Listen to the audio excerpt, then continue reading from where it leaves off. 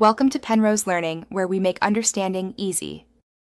You already have the essentials, an endpoint, method, and any auth token. First, add a container div and a script tag in your HTML. Next, write a fetch call using the endpoint and headers. If post, include Json. Stringify body. Once done, attach fetch to a button or run on load for quick tests. Make sure your console logs response. Status and response.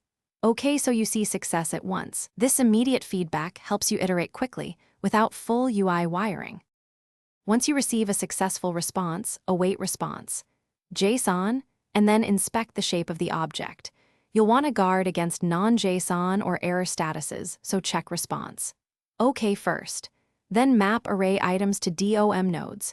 Create elements, set attributes and text content, and append them to your container.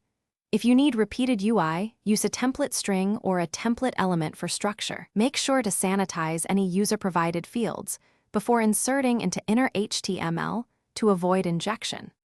You finish by adding robust error handling and UX touches. Wrap fetch and try/catch, show a loading indicator, and provide retry or backoff for flaky networks. Also debounce or throttle user actions to avoid duplicate requests. When things go wrong, first inspect the browser network panel and CORS errors.